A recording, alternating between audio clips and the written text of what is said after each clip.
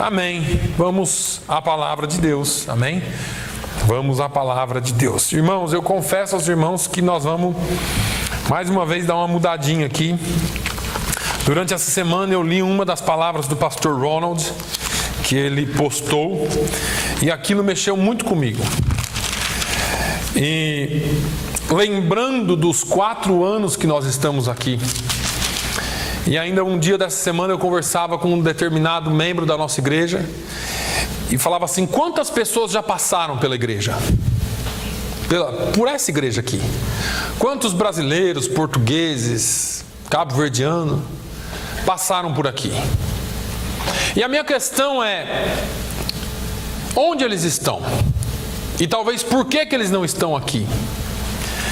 E a gente entra em parafuso às vezes, porque nós nos cobramos demais e às vezes não é bem essa questão. Mas depois, durante essa manhã, enquanto o pastor pregava, minha cabeça... Eu trabalhei bastante a cabeça, acho que o Espírito Santo falando bastante comigo. E eu vou tentar fazer aqui uma junção daquilo que eu li, com aquilo que Deus falou comigo, com aquilo que eu ouvi por essa manhã. Porque é muito importante que a gente entenda alguns princípios para que as coisas funcionem e para que nós caminhamos em vitória. Não por vista, mas por fé. Paulo falou para nós caminharmos por fé, não por vista. Paulo disse: sede meus imitadores como eu sou imitador de Cristo. E às vezes nós, por mais que tentemos e por mais que pensemos e por mais que raciocinemos, parece que as coisas se complicam ainda mais e nós não conseguimos chegar onde nós achamos que deveríamos estar. É claro que talvez se eu estivesse no Brasil, em 4 anos eu teria que ter um lugar maior que esse. Não sei. Ou em qualquer lugar do mundo. Mas eu estou aqui em New England. E nós precisamos ser fiéis àquilo que Deus colocou em nossas mãos. Nós precisamos ser fiéis àquilo que Deus colocou em nossas mãos.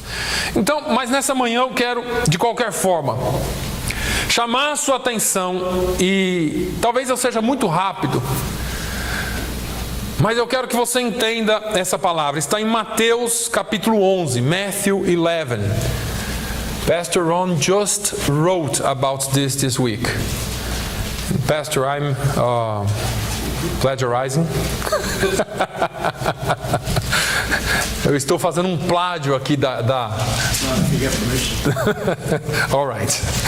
So, today I'm going to mix what I read before and what I heard today. So, I changed the word. A despeito de ter mudado a palavra, ela é bem semelhante àquela que eu pregaria ou que eu havia preparado. Então, como misturou, veio muita informação e Deus falou muito ao meu coração, eu quero mudar um pouquinho a direção da palavra essa manhã. Mateus capítulo 11 inicia assim: quando Jesus acabou de instruir os seus 12 discípulos, partiu dali para ensinar e pregar nas cidades deles. João, ouvindo no cárcere falar dos feitos de Cristo, enviou 2 dos seus discípulos a perguntar-lhe: és tu aquele que havia de vir, ou devemos esperar outro? Respondeu-lhes Jesus: ide e anunciai a João as coisas que ouvis e vedes. Os cegos veem, os coxos andam, os leprosos são limpos, os surdos ouvem, os mortos são ressuscitados, e aos pobres é anunciado o Evangelho. E bem-aventurado é aquele que não se escandalizar por minha causa. Amém? Só até aí. Eu quero tentar pôr em ordem o que eu tenho no meu coração, na minha mente. Mas, como eu disse aos irmãos, durante esses 4 anos nós temos trabalhado.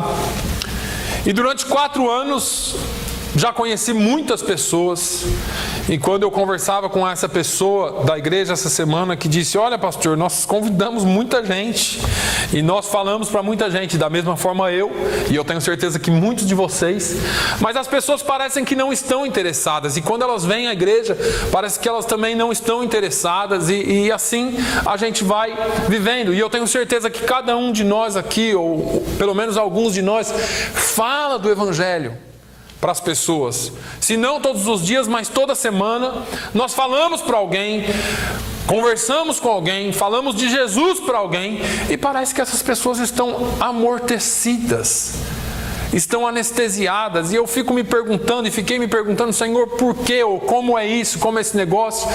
E durante essa semana, quando eu lia uma das matérias do pastor Ronald, ele colocou essa palavra, e eu, para ser sincero, nem me lembro se ele usou a mesma referência, mas talvez em um outro evangelho com a mesma história, de João Batista, o precursor de Jesus, o homem que viu Jesus, ou melhor, que foi cheio do Espírito Santo ainda no ventre da sua mãe. Quando Maria se aproximou da sua mãe, João Batista foi cheio do Espírito Santo e se mexeu todo. E nasceu, cresceu e começou anunciando o Evangelho. O Evangelho de João era suave, irmãos. Pense num homem suave para pregar. Ele pregava um Evangelho bem light, tipo assim: raça de víboras, arrependei-vos, porque o reino de Deus vos é chegado. Chamava as pessoas de víboras, chamava as pessoas de traidores, porque víboras são astuciosas, sagazes, pegam a hora que você não está preparado. E ele falava isso baseado no conceito político, no conceito religioso da época. João Batista estava cheio de tudo aquilo, e João Batista começou a atrair o povo para o deserto. João Batista apareceu pregando lá com uma roupa esquisita, comendo uma comida esquisita, gafanhoto com mel, deve ser bom, né? Mas João Batista apareceu lá no deserto pregando, e começou a fluir uma multidão de pessoas para ouvi-lo. E a palavra dele não era tão boa quanto a que nós ouvimos hoje, pode ter certeza. A palavra de João era dura. João, para você ter uma ideia, foi preso e morreu porque ele falou contra o imperador. Você está em adultério, você pegou e casou e se juntou com a mulher do seu irmão, e se você não mudar, você vai para o inferno. A palavra dele era simples assim. E aí João foi preso. Antes de ser preso, porém, um dia ele está batizando lá no Rio Jordão, vem vindo um certo sujeito no meio de um grupo de pessoas. Ele para de fazer o que ele está fazendo, aponta para aquele sujeito e diz: eis aí o Cordeiro de Deus, que tira o pecado do mundo. Ele sabia quem era Jesus, ele conhecia Jesus, era seu primo. Jesus era alguém que estava próximo, e apesar de estar distante pelo tempo e pelas circunstâncias, quando ele vê Jesus, ele logo reconhece que Jesus é o Filho de Deus, e que através dele viria o perdão para toda a criatura. Mas João foi preso, foi falar logo contra o imperador. E João, na cadeia, bateu a solidão. Na cadeia bateu a tristeza, aquilo que eu e você sentimos de vez em quando. Na cadeia bateu a depressão, aquilo que nós fugimos e tentamos dizer que não temos de vez em quando. E ele chama um dos seus discípulos que o visitava todos os dias e disse assim: olha, eu preciso de um favor especial seu hoje. Vocês dois vão fazer um negócio para mim. Fala, João, fala, mestre, nós vamos. Ele disse assim: hoje vocês vão lá até Jesus. Lembra daquele que vocês disseram que estava batizando mais do que eu? E eu disse para vocês que importava que eu diminuísse e que ele crescesse. Lembra? Lembro. Aquele que você disse que era o Cordeiro de Deus. Esse aí mesmo. Vai lá e faz uma pergunta para ele. Porque deixa eu te falar uma coisa, irmãos. No meio da tristeza, no meio da angústia, a dúvida bate. Tem hora que você fica imaginando: será que eu estou fazendo certo? Será que as coisas estão tão bem assim porque não está dando certo? Eu falei de Jesus, eu falei do reino de Deus e eu estou preso. Será que está tudo bem? Será que eu não estou enganado com a pessoa? Será que eu não estou enganado a quem eu sirvo? E aí vai aqueles 2 discípulos, e chega lá talvez os discípulos meio temerosos, porque Jesus sempre estava rodeado de uma multidão, e eles fazem essa pergunta: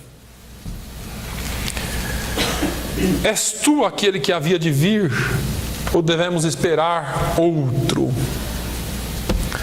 E Jesus não respondeu assim: sou eu. Tá tudo bem. Às vezes Jesus não vai te falar as coisas diretamente, irmãos. Às vezes Jesus vai te dar sinais, mostras do seu poder. Ele disse assim, talvez eu fique imaginando, deixa eu contextualizar esse negócio aqui. Me permitam, eu não estou indo contra a Bíblia, eu só quero fazer você entender. Talvez Jesus disse assim para eles: fica aqui um pouquinho e assiste o que vocês vão ver. Assiste o que vai acontecer aqui. Enquanto Jesus pregava, talvez um coxo se aproximou e ele disse: levanta e anda. Talvez enquanto Jesus pregava, um cego se aproximou e ele disse assim: veja. Um leproso, ele disse: ser limpo. E ele foi ali realizando milagres. E aquela multidão, porque a multidão que afluía para ver Jesus não eram os religiosos, não eram os homens que estavam em palácios, não eram os grandes homens de negócio, mas a multidão que afluía para ver Jesus era uma multidão de pobres que Jesus chamou de bem-aventurados. E às vezes alguém diz assim: essa sua religião aí é a religião de pobre. E eu digo: graças a Deus, porque nós somos bem-aventurados. Bem-aventurados sois vós, pobres de espírito. Jesus disse assim: olha, fica vendo essa multidão aqui. Enquanto ele pregava, aquele povo passava horas sem comer, horas sem beber. E eu acho que aqueles 2 discípulos de João ficavam: o que é isso? Meu Deus, que homem é esse? Ele toca as pessoas, elas são curadas. Ele fala que ninguém tem esse poder de manter pessoas por horas e horas e horas pregando. E elas ouvindo. E Jesus então responde para eles: olha, vai lá agora para João e fala assim para João: olha, vocês vão falar para ele não só o que vocês ouviram, mas também o que vocês viram. Os cegos veem, os coxos andam, os leprosos são limpos, os surdos ouvem, os mortos são ressuscitados, e aos pobres é anunciado o Evangelho. E ele termina assim: bem-aventurado é aquele que não se escandalizar por minha causa. Agora, eu quero entrar um pouquinho aqui nessa questão. Jesus disse assim: olha, vai lá e anuncia a João o que vocês estão ouvindo, mas também aquilo que vocês estão vendo. Amém? Eu queria falar um pouquinho disso essa manhã. Nós estamos vivendo um sério problema nesses últimos dias. E quando eu digo últimos dias, não é porque o mundo vai acabar amanhã. Nós estamos nesse período dos últimos tempos. Nós estamos vivendo um tempo de apostasia, e apostasia é renegar a fé, é deixar de servir ou deixar de seguir aquilo que nós seguíamos. Nós estamos vivendo um tempo de apostasia tão grande com relação ao Evangelho. E essa apostasia, ela tem invadido a igreja, e Jesus disse: olha, por se multiplicar a iniquidade, nos últimos dias o amor de muitos esfriará. Parece que nós pregamos para as paredes. Eu não estou dizendo aqui, eu estou dizendo que parece que quando nós falamos alguma coisa, nós estamos falando com pedras. Porque você fala, eu falo, outro fala, e parece que as pessoas não ouvem. Como lá nos dias de Jeremias, eles perderam a capacidade de entender a verdade, perderam a capacidade de ouvir a verdade. Estavam mais relacionados e mais ligados e conectados com a religião do que com a verdadeira religião, que é o Evangelho de Cristo. E esses homens a quem nós falamos, e às vezes nós nos culpamos porque nós falamos assim: o que é que eu estou fazendo errado? Agora Jesus fala para eles: olha, vai lá e fala para João aquilo que você tem visto e aquilo que você tem ouvido. E eu quero aqui usar essa palavra como uma exortação para a igreja e para mim. E daqui nós continuamos mais um pouco, porque falamos muito bem. Muitos de nós aqui anunciam o Evangelho muito bem. Pregamos o Evangelho muito bem.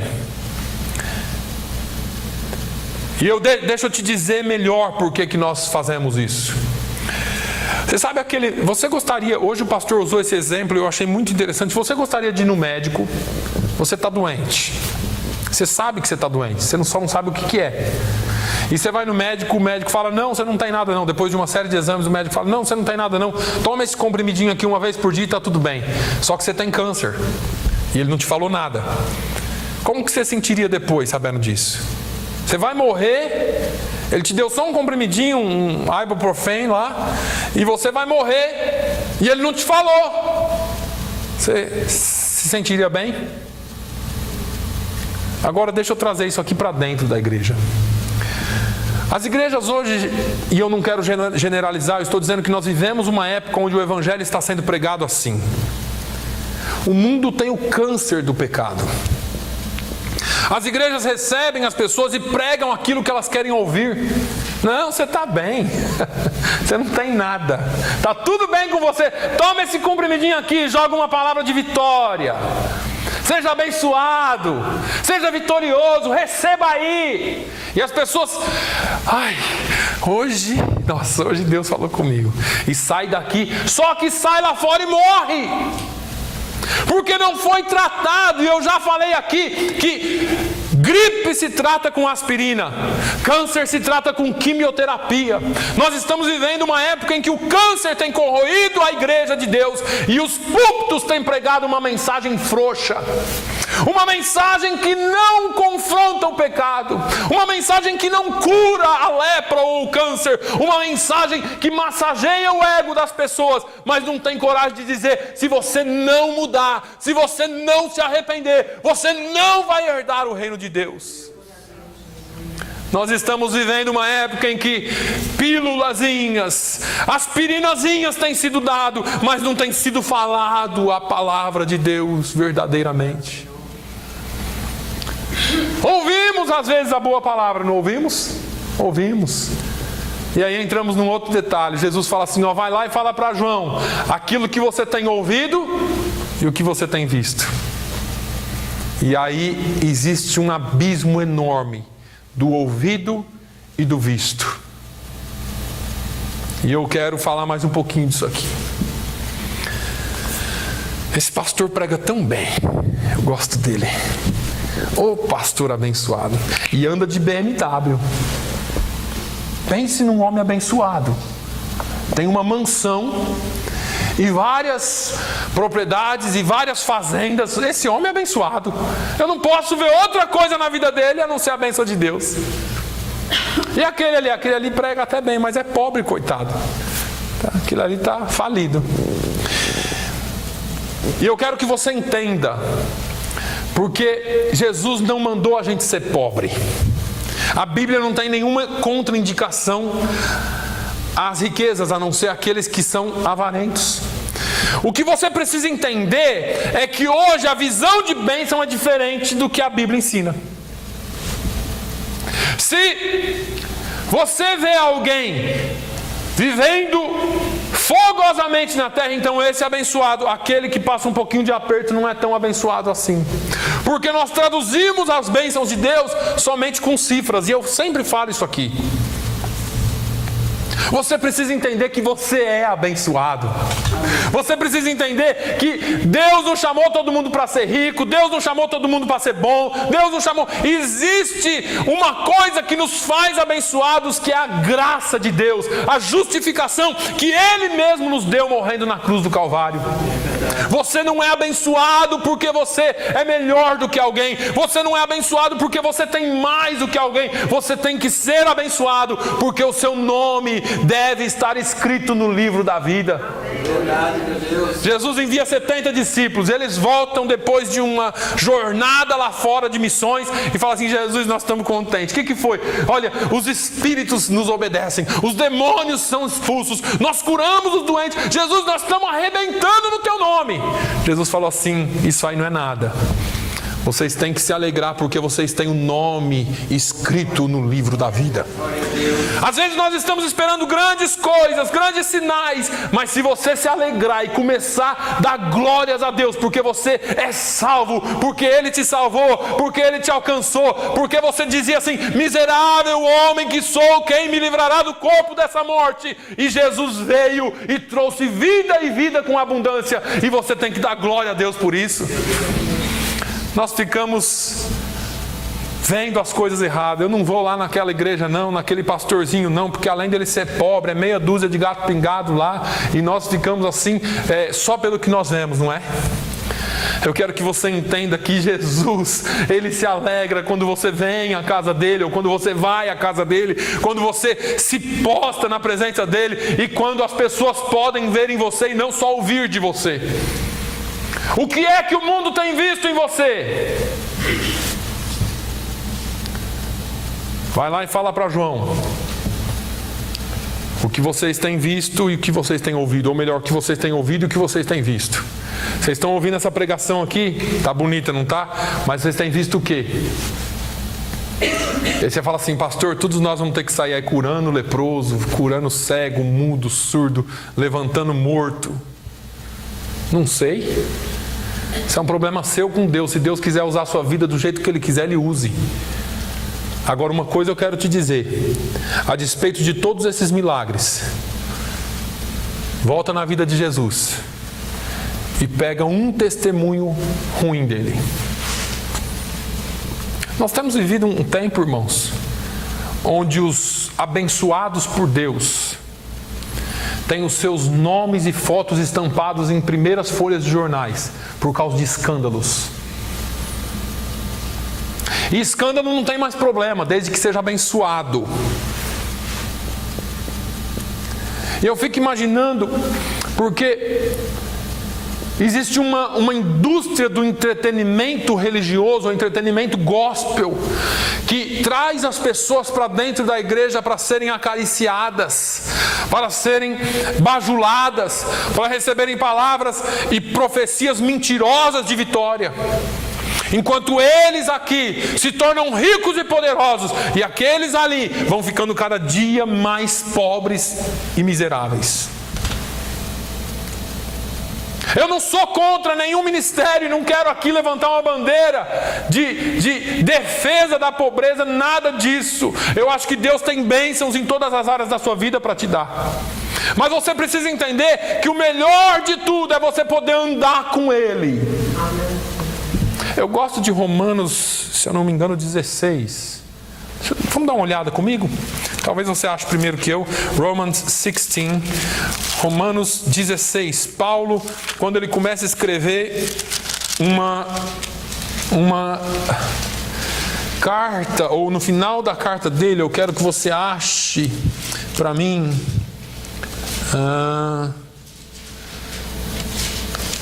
No final de Romanos 16, ou em Romanos 16, em algum versículo aqui, ele está saudando várias pessoas. E eu estava lendo isso há uns dias desse,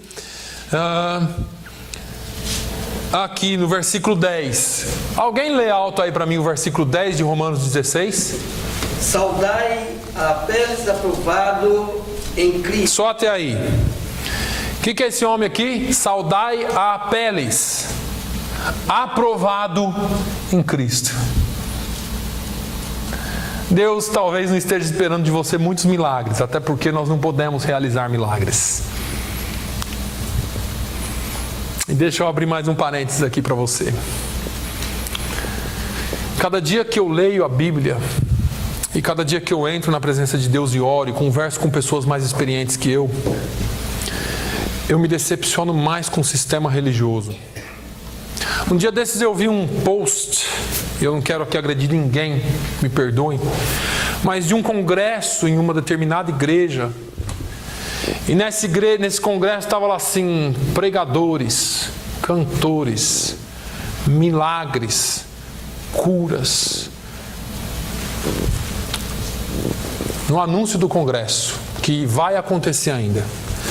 E eu louvo a Deus por pessoas assim, que eu acredito que estão exercitando a sua fé. E é dessa forma que eu quero acreditar. Porque eu não posso dizer para você que vai acontecer um milagre. Me perdoem, irmãos, eu não estou contra a Bíblia. Eu não posso dizer para você que vai acontecer um milagre na sua vida. Eu não sou aquele que faz milagres, porque se eu fosse, nós teríamos que derrubar todas essas paredes aqui e encher tudo de cadeira. Porque o que o povo mais busca é milagre. Não estão buscando a Deus. Jesus falou isso lá em João 6. Agora, se nós estamos anunciando milagres sem a permissão de Deus, ou que não seja pela fé, só para atrair pessoas, aí tem um grande problema. Porque não sou eu que realizo milagres e nem você, mas tem duas pessoas que realizam milagres: Jesus e o diabo. Eu estou falando sério. Eu estou falando sério. O diabo realiza alguns milagres também. E tem pessoas envolvidas até o pescoço com ele, porque pensam que estão agradando a Deus. Eu não sou ninguém para dizer assim, olha, vai haver um movimento, um derramamento do Espírito Santo. Você sabe por que eu não sou ninguém para dizer isso? Porque eu estou fazendo a agenda de Deus agora. Sou eu agora que digo quando que Deus vai fazer um milagre. E eu não quero que você entenda isso errado. Eu só quero que você saiba que a igreja mudou alguns conceitos. A Bíblia nos ensina que nós devemos nos reunir. E Paulo falou assim, vocês se reúnam e cantem hinos espirituais. Edifiquem uns aos outros. Salmodeiem ou falem salmos. Leia a palavra de Deus, vá conversando aqui. Nós nos reunimos aqui. Um pede oração, o outro agradece, o outro prega, o outro canta. E a gente é edificado aqui. Mas eu não posso fazer a agenda de Deus falando assim, hoje vai ter uma cura aqui, hein? Nós temos que nos dobrar diante dele, nos render diante a face dele. E se ele bem quiser, ele pode fazer, e eu creio. Se ele bem quiser, ele faz o milagre que ele quiser, e eu creio. Se ele não quiser, amém. Por isso também ele já nos deu o melhor que nós temos, que é a salvação em Jesus Cristo. Amém. Ah, pastor, isso é falta de fé. Isso é falta de... O senhor tem que ser mais pentecostal. Nós temos que ser mais humildes na presença de Deus. Nós temos que nos render mais a Ele. Eu sei que Ele faz, eu sei que Ele pode, eu sei que Ele quer, mas é no tempo dEle, na hora dEle, e se Ele quiser, e se Ele não quiser, amém também. Vai lá e fala para João, aquilo que vocês têm ouvido aqui. A palavra é boa, Jesus, e agora? Agora vocês têm que falar para Ele o que vocês têm visto. A igreja precisa ser um testemunho vivo de Jesus na terra. Nós precisamos andar por aí, as pessoas têm que falar, e eu sempre falo isso aqui, como aquela mulher falou de Eliseu. Está vendo aquele ali? Aquela ali é uma santa mulher de Deus. Você vai passando em frente à mercearia da Dona Mariazinha, aquela mulher ali é crente. E ela é crente. Ela não é dessas aí religiosinha não, ela é crente. Está vendo aquele homem ali? Rapaz, aquele homem é uma bênção. Você não sabe, aquele homem ali é um homem de Deus. E melhor do que você ser um homem de Deus desse que vai andando e abre o mar, né? Na frente assim. É você espiritualmente poder fazer isso. Não materialmente. Porque materialmente, se você pudesse, fisicamente, se você pudesse fazer isso, você viraria um ídolo rapidinho. E eu acho, irmãos, que talvez seja por isso que Deus não faz tanta coisa hoje. Porque às vezes, se Deus usasse o irmão Manuel para curar todo cego, todo surdo e todo mudo, irmão Manuel, você acha que o senhor ia estar aqui? Você estava ganhando. Ai, olha o coração humano.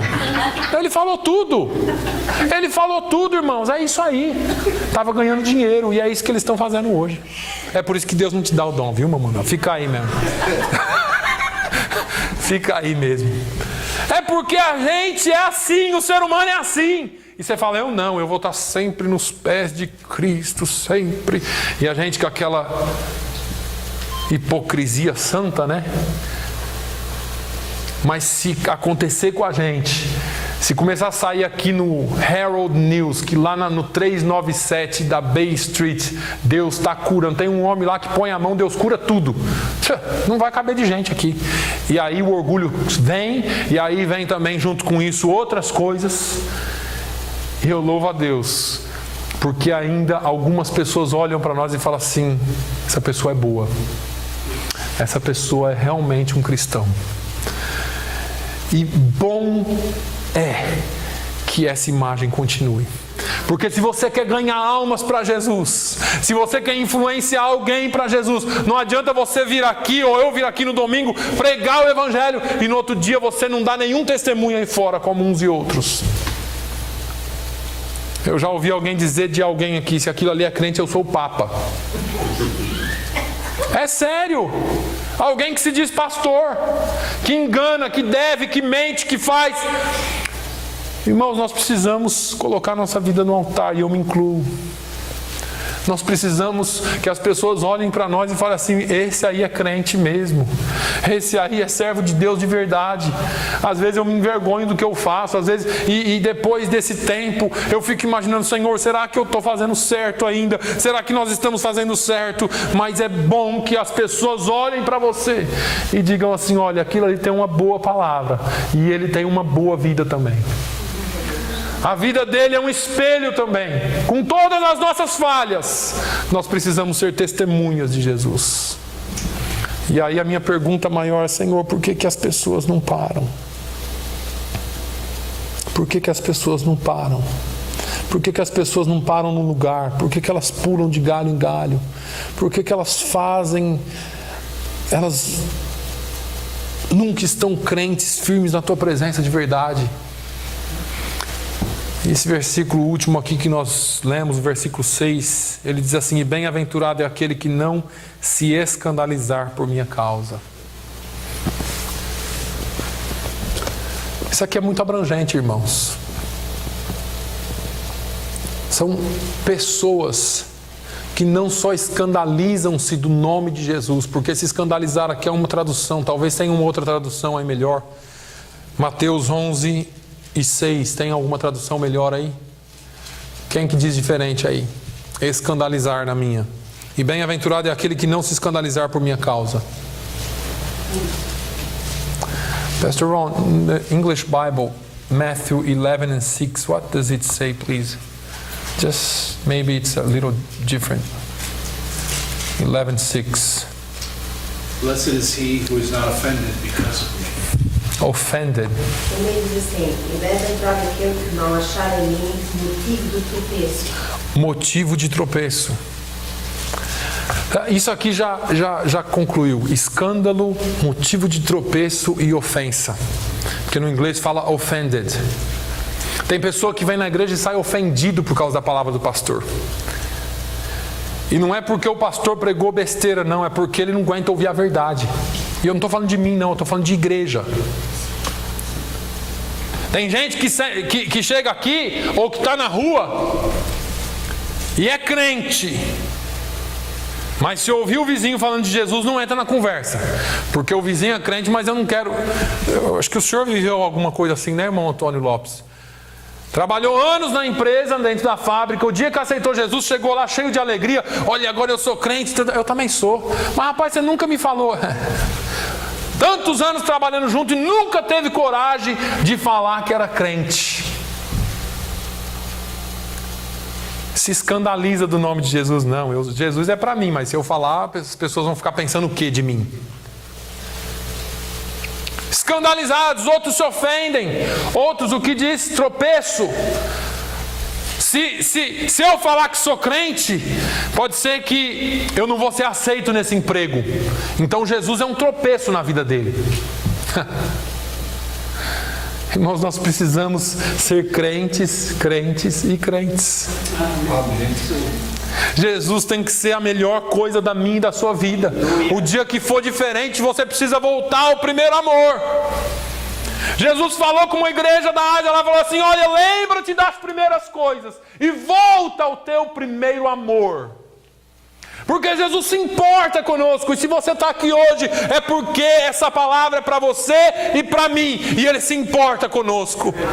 Ele tem um amor profundo por você, Ele te amou mais do que todas as coisas, e Ele diz assim: olha, bem-aventurado é aquele que não se escandalizar pelo meu nome ou por minha causa. Que eu e você sejamos imitadores de Cristo em tudo. Que eu e você possamos não só falar, mas também demonstrar com as nossas vidas aquilo que os outros precisam ver. Eu fico imaginando esses 2 discípulos voltando, porque a Bíblia não diz. A Bíblia não diz isso, mas eu fico imaginando. Os 2 discípulos agora deixam Jesus e vão conversando no meio do caminho, e chega lá na prisão, entra lá para falar com João. E está lá João ansioso para ouvir os 2 discípulos. Eu estou fazendo essa história agora. E João fala: e aí? Eles falam: você não vai acreditar. Sabe aquele um lá que você falou que era o Cordeiro de Deus? Você precisa ver a multidão que está seguindo ele. Mas eles só seguem ele? Não, ele cura, ele restaura, ele ressuscita, ele põe o cego para ver, o surdo para ouvir, e ele fala de um evangelho igualzinho o seu. É chegado o reino de Deus. O reino de Deus está entre nós, e nós muitas vezes estamos com medo, irmãos. Eu quero concluir essa palavra de um jeito muito simples. Muitos de nós estamos esperando Jesus voltar, e todos nós aqui, eu imagino, estão esperando Jesus voltar. Eu também estou. Ele vai voltar. E nós esperamos que Jesus venha, e quando Ele vier, nós gozaremos da autoridade e do poder dEle, porque nós vamos estar com Ele. Mas deixa eu te advertir hoje, para que você entenda isso. Jesus falou em Mateus 28, 18: todo o poder é me dado no céu e na terra. Jesus não vai voltar para manifestar o seu poder. O reino de Deus já está aqui. Ele disse: é chegado o reino de Deus. Todo o poder já está com Ele. Ele disse assim: e eis que estou convosco todos os dias até a consumação dos séculos. Aleluia. Você tem em você o Todo-Poderoso. Você tem na sua vida a expressão daquele que é poder, pura essência de poder. Não se amedronte por nada. O que vai acontecer comigo não importa. Você tem o seu nome escrito no livro da vida. O que é que vai vir à minha frente não importa. O Deus que eu sirvo abre o mar e faz a gente passar a pé enxuto. Não importa o que aconteça, nós servimos o Deus Todo-Poderoso. O que é que eles podem dizer de você? O que estão ouvindo de você e o que estão vendo em você importa muito. E é bom que você saiba disso, que você serve o Deus Todo-Poderoso e Ele está com você todos os dias. Amém? Que Deus abençoe, que essa palavra seja vida na sua vida. Pai, nós te louvamos, nós te engrandecemos, Jesus. Grande é o teu nome, Senhor. Grande é o teu nome, Jesus. Santo é o teu nome, Senhor. Obrigado por esses 4 anos que nós estamos aqui. São 4 anos de vitória. São 4 anos de muita luta e muita vitória. E nós te louvamos, Senhor, porque nós servimos a um Deus que é vitória. Um Deus que é vitorioso. Nós não precisamos ficar profetizando vitória. O Senhor já é a nossa vitória. O Senhor é a nossa bandeira. O Senhor é o nosso Jeová Jireh, o Deus que provê. O Senhor é o nosso Jeová Rafá, aquele que nos cura. O Senhor é o Tzidkenu Yahvé, a nossa justiça. Nós não precisamos de nada mais, porque o Senhor é Deus na nossa vida. Pai, nós te louvamos por tudo que o Senhor tem feito durante esses 4 anos. Nós te louvamos por tudo que o Senhor ainda vai fazer nos próximos anos, enquanto o Senhor não vier. E quando o Senhor voltar, que o Senhor possa nos achar, ó Deus, com algumas coisas nas mãos para lhe apresentar. Que nós não tenhamos as mãos vazias, mas que a Tua palavra, mas que o Teu amor habite em nós e que nós possamos apresentar muitas almas na Tua presença, Senhor. Pai, que nós possamos ser uma boa influência neste lugar, que nós possamos ser um testemunho neste lugar. É o que eu te peço no nome de Jesus. Amém, amém. Que o amor de Deus, a graça do nosso Senhor e Salvador Jesus Cristo, a comunhão e a consolação do Espírito Santo seja sobre todo o povo de Deus, hoje e sempre. Todos digam amém.